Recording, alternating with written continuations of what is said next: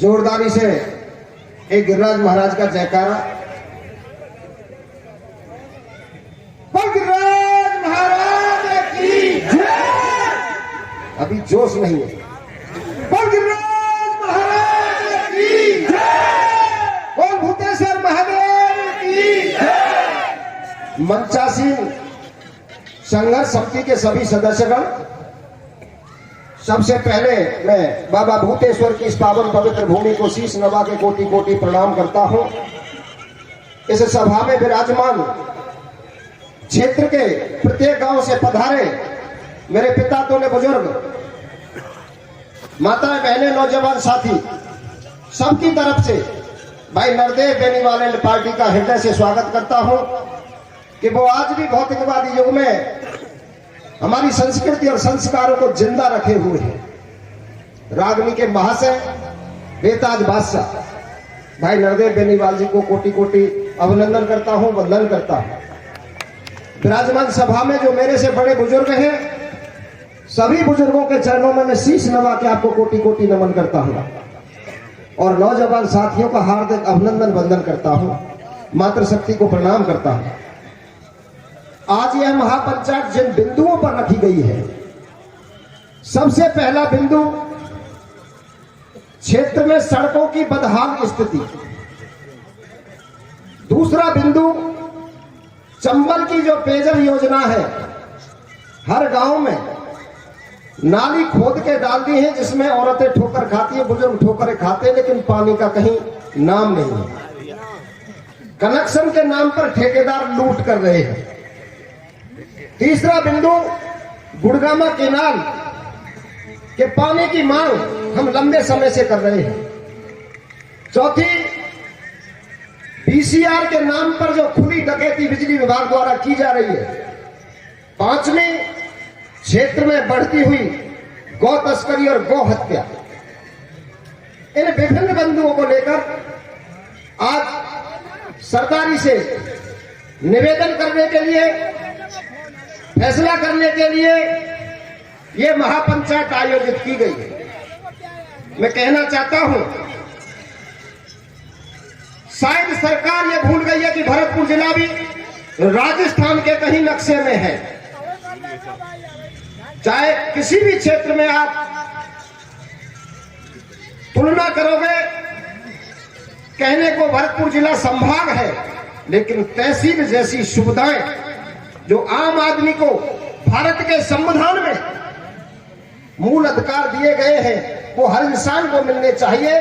उन मूल अधिकारों से भी हम वंचित हैं। इसके लिए जिम्मेदार कौन?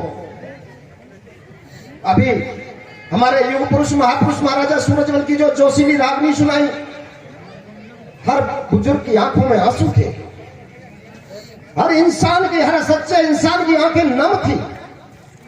मैं याद दिलाना चाहता हूं, भाई नरदेव बेनीवाल जी याद दिला रहे हैं कि जो लोग अपना इतिहास भूल जाते हैं, इतिहास उन्हें भूल जाता है। अगर हमारी रगों में उन महापुरुषों का एक अंश भी कहीं बचा है, तो अब समय आ गया है आर पार की लड़ाई का। जब तक हम सड़क पर अपने हक और हित के लिए एकजुट होकर नहीं उतरेंगे, तब तक इस गूंगी बहरी सरकारों में कोई सुनने वाला नहीं। जब 700 किलोमीटर पानी जैसलमेर को जा सकता है, नर्मदा का पानी जालौर को जा सकता है, हमारा पानी रूपा रेल का रोक दिया, गंभीर नदी का रोक दिया, बाणगंगा का पानी रोक दिया। जनूतर पानौरी सड़क की मांग हमने 5 साल जिला परिषद में उठाई। जाटौली से मवई, जाटौली से गंगावत सड़क का टेंडर हो गया, टेंडर के बाद भी काम बंद। कब तक हम लोग ऐसे बैठे रहेंगे? हमको इकट्ठा करने के लिए भी गायन वादन का सहारा लेना पड़ता है। यह हमारी कमजोरी है। लोकतंत्र में भीड़ तंत्र सबसे बड़ी ताकत है। जहां भीड़ है वह बल है, जब बल है वह हर समस्या का डंके की चोट पर हल है। मैं आपसे पूछना चाहता हूं, आगे बात में जब कहूंगा, पहले मैं आपसे पूछना चाहता हूं, क्या आप अपने अधिकार के लिए लड़ने को तैयार हैं? तैयार है तो हाथ खड़े करके बताएं। जब हम गांव में जाते हैं सुख में दुख में तो एक ही बात मिलती है, भाई लाला इस सड़क बननी चाहिए, बीसीआर भर गई, पानी ना आए। तो देखो, आपका मैं ना तो नेता हूं, मैं आपका बेटा हूं, आपका बालक हूं, आपकी गोदी में पैदा हुआ हूं, और जो भी है मेरे पास वो आपका प्यार और आशीर्वाद है। मैं नेता नहीं हूं। नेता वो होते हैं सुबह से शाम से बैठकर एसी में बैठ के झूठ बोलते हैं। मेरी जितनी हैसियत है, जितनी मेरी ताकत है, औकात है, अमीर गरीब बूढ़ा बच्चा कोई भी पहुंचा है तो जितना मेरे से सहयोग बनता है सबका करने का प्रयास किया है। ये मैं दावा करता हूं। आज इस पावन पवित्र भूमि पर जाट आरक्षण आंदोलन की लड़ाई आपके सहयोग से गिरिराज जी की कृपा से लड़ी। राज्य में आपको 23 अगस्त 2017 को आरक्षण मिला। केंद्र की लड़ाई के लिए हमने फिर भी ना उठाया, राजस्थान सरकार को झुकना पड़ा और केंद्र के लिए चिट्ठी लिखी। जल्दी ही 2-3 महीने के अंदर अंदर केंद्र में हमारे युवाओं को आरक्षण मिल जाएगा। अब मेरा मन है कि इसके बाद हम उस लड़ाई को लड़ना चाहते हैं जो जीव जंतु पशु पक्षी सबके लिए जरूरत है, पानी की, सड़क की, बिजली की। इन मुद्दों पर हम लड़ना चाहते हैं। आज सड़कों को देखकर हमारे बच्चों के रिश्ते भी नहीं हो रहे, पीने को पानी नहीं, कमाने के लिए कोई उद्योग धंधे नहीं, पढ़ने के लिए अच्छे शिक्षण संस्थान नहीं, और बाहर पढ़ाने के लिए हमारे पास में धन साधन नहीं। कैसे करेंगे हम लोग, कैसे जिएंगे? या तो 2 ही रास्ते हैं। चुना हुआ नेता इतना मजबूत हो जो विधानसभा और संसद के बीच में जूता टेबल पे धर के बात कर सके, और यह जनता इतनी मजबूत हो कि एक आवाज पे सारे भेदभाव छोड़कर अपने हक के लिए सड़क पर आ जाए। जब तक हम दोनों रास्तों में से एक रास्ता अख्तियार नहीं करेंगे हमें जीत नहीं मिलेगी। आरक्षण में आपने एकता दिखाई, आरक्षण मिला, सरकारें झुकी। चुने हुए प्रतिनिधि की बात है, मुझे बिल्कुल कोई संकेत नहीं, और बिल्कुल खुले मन से, खुले मंच से कह रहा हूं, मीडिया वाले सुन रहे होंगे, सीआईडी वाले सुन रहे होंगे। नगर क्षेत्र में विधायक ने खुले मन से अपने नाते रिश्तेदार और सगे संबंधियों को गैया काटने का और ओएलएक्स ठगी का ठेका दे रखा। 20 तारीख को रात को सही 12:30 बजे गांव बेरलू में 2 क्विंटल मांस, जिसमें एक शादी का कार्ड भी मिला। 21 तारीख की शादी थी राम सिंहपुर पालकी में, उसके चाचा के लड़के की, और फ्रंट कार्ड पर उसका और उसके पिताजी का नाम है। गाड़ी पर विधायक बाजीवली नगर और आगे चुनाव प्रचार का स्टिकर लग रहा है। सुबह एमएलए ये लिख के देता है कि मेरा इस गाड़ी से कोई ताल्लुकात नहीं। जब मैं भरतपुर से 45 मिनट में बेरू पहुंच सकता हूं तो विधायक सीकरी से वहां आता, उस जगह पर आता। वो गाय का मांस उस शादी में बनने के लिए जा रहा था। दो मरने की बात है। जिस महाराजा सूरजमल ने अपनी पीढ़ियां खपा दी हिंदुत्व की रक्षा के लिए, न्याय नीति और धर्म के लिए, उस किसान घर में पैदा होके 36 को उनको साथ लेके खजाने के मालिक भी जाटव समाज के भाई हुआ करते थे। ब्राह्मण बनिया चारों तरफ से आप कहीं भी देख सकते हो। हम लोगों ने न्याय और नीति के लिए 36 कौम को न्याय दिलाने के लिए लड़ाई लड़ी है, और आज हम खुद न्याय के लिए तड़प रहे हैं, तरस रहे हैं। यह दुर्भाग्य की बात है। जहां तक चुनावों का सवाल है, चुनाव तो आप लोग लड़ते हो, मेरा तो एक निमित्त है।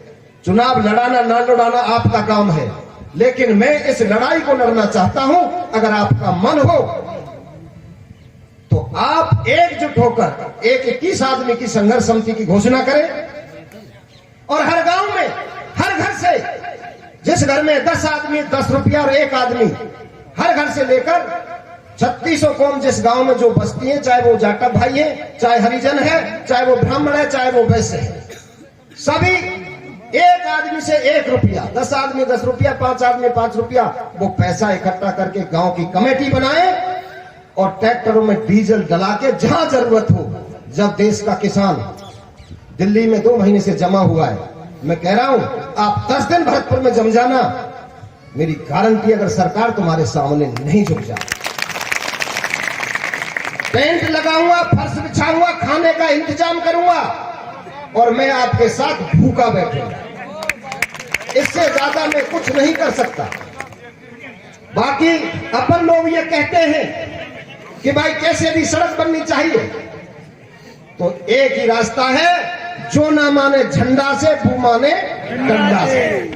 और जिसका बांसकोट मजबूत है, मेरे पे 156 मुकदमे हैं, आप लोगों के संघर्ष के लिए है, मैंने किसी की भैंस नहीं खोली है। जहां लड़ाई लड़ी है तो आपके हक और अधिकार के लिए लड़ा हूं और अड़ा हूं। आज इस मंदिर पे मैं कसम खाता हूं, जब तक आप एकजुट हो जाएंगे, तो जब तक दम में दम रहेगी आर पार की लड़ाई, इन समस्याओं के लिए हम लड़ेंगे। आप गांव गांव मीटिंग करके अपनी कमेटी बना लें, हम लोग घर में ताश खेलना और केवल एक दूसरे की टांग खींचना। आने वाली पीढ़ी हमसे ये पूछेगी कि जब अधिकार मिलते थे तब आप लोग कहां सो रहे थे। जब रात को, आज यहां कल मुख्यमंत्री का प्रोग्राम बन जाए जनूथर गांव में, तो मैं दावा करता हूं रातों रात में पालौरी से जनूथर सड़क चमाचम बन जाएगी। तब कहां से बजट आ गया? तब कहां से बजट आता है? जब वीवीआईपी लोग आते हैं तो सड़क रातों रातें बन जाती है। और जब हम बात करते हैं, एमपी ने कलेक्टर साहब से कह दिया, कलेक्टर साहब ने एक्सीएन साहब को कह दिया, ये कहवा काहे को काम तो चलतो ही रहेगो, जब तक घर के एक जोड़ी कपड़ा लेके और एकजुट होके आप लोग संगठित नहीं होगे, तो इस तरह से जैसे वंचित रहे हैं, इसी तरह से वंचित रहेंगे हम लोग। बहुत सरकारें निकल गई, बहुत नेता निकल गए, मैं तो ज्यादा तो नहीं कह सकता, लेकिन 24 घंटे आपके लिए जैसे 1 से 8 एम्बुलेंस तैयार रहती है, ऐसे आपके लिए हमेशा खड़ा रहता हूं। हर सुख में दुख में 24 घंटे मैं नेता की हैसियत से नहीं, आपके पालक की तरह से आपके बीच में रहता हूं। फिर भी कुछ भाई जो जिस तरह की सोच होती है, सोच तो रहती है नकारात्मक और सकारात्मक, मैं उन भाइयों का भी सम्मान करता हूं जो नकारात्मक सोच रखते हैं, लेकिन नकारात्मक नेम सिंह के खिलाफ रखो, उनके लिए धन्यवाद, कोई दिक्कत नहीं। लेकिन समाज के हित और अधिकार के लिए, क्षेत्र की जनता को बचाने और बसाने के लिए एक फर्श पर बैठे, चाहे वो किसी भी पार्टी से ताल्लुकात रखता हो, चाहे वो किसी भी नेता से रिश्तेदारी रखता हो, आप लोग एकजुट हो जाएं और जो अपने अंदर अहम और वहम है उसको त्याग कर मजबूती से एकजुट होंगे तो सरकार झुकेंगे। और ये समय है बैसाखियों की सरकार है। वो कहते हैं कि समय आन पे बादल बरसे और समय पे धरती मांगे पानी, और बूनर ना है मतलब को जाने ना है, समय पहचानने, समय को पहचानने का वक्त आ गया है। इंसान से गलती भी होती है, मैं आपका बालक हूं, कहीं जाने अनजाने में मेरे से भूल भी हुई होगी, गलती भी हुई होगी, किसी भाई का फोन भी नहीं उठता है तो मैं वापस मिस कॉल पे फोन करता हूं और उसमें जवाब आता है कि भाई फोन ना उठाओ। अरे आदमी की दैनिक दिनचर्या है, बाथरूम में भी हो सकता है, लेकिन मेरी आदत है मैं मिस कॉल पे कॉल करता हूं, चाहे रात को 1 क्यों ना बज लो। तो मैं तो आपसे आज जिस मुद्दे के लिए आप लोगों को यहां आमंत्रित किया है, वो मुद्दे यही हैं। इन मुद्दों पर हम दिल से लड़ना चाहते हैं।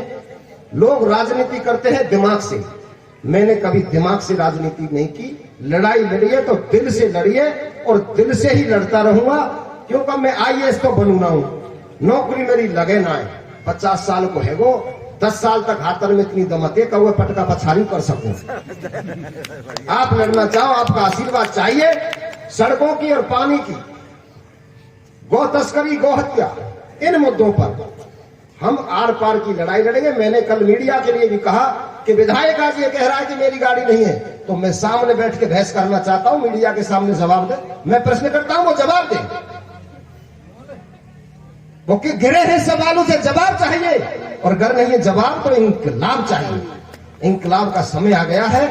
हम लोगों को एकजुट होने की जरूरत है। और जाने अनजाने में भाई अभी बेनीवाल जी पूरा किस्सा कहेंगे, आप लोग तसल्ली से सुने। ये तो केवल आपके खून को जगाने के लिए अपना समय, ये कोई पैसा के ना आया है, केवल समाज के काम के लिए बिना काऊ पैसा के आए हैं। और मेरे को ये कहा था कौन सा काम था वो दुधेरी में, कि आप जितनी भी मीटिंग करें, जहां मुझे जरूरत पड़े, गाय के लिए, क्षेत्र की जनता के लिए, समाज के लिए, मैं 100 काम छोड़ के भी आपकी महापंचायतों में जरूर अपना समय निकालूंगा। तो मैं धन्यवाद देता हूं ऐसे उन माँ बापों को भी जिन्होंने ऐसे त्यागी और अच्छी शख्सियत को पैदा किया, उनको भी मैं नमन करता हूं। और आप सबको पुनः मैं निवेदन करता हूं कि अब एकजुट होने का समय आ गया है। गांव गांव पंचायत करें, एकजुट हो, संगठित हो, जिससे आने वाली पीढ़ी का भविष्य हम सुधार सके। और मेरे से जाने में अनजाने में, भावना बस, भूल बस, किसी भाई के साथ कोई छोटी मोटी गलती भी हुई हो, उस गलती के लिए मैं हाथ जोड़ के आप लोगों से क्षमा भी चाहता हूं। वो कहते हैं कि मानता हूं मैं भला नहीं हूं, फिर भी इतना बुरा नहीं हूं, अगर गलती कोई हो जाए आपका हूं, कोई गैर नहीं हूं। इन्हीं शब्दों के साथ जय जवान, जय किसान, जय महाराजा सूरजमल, जय चौधरी चरण सिंह।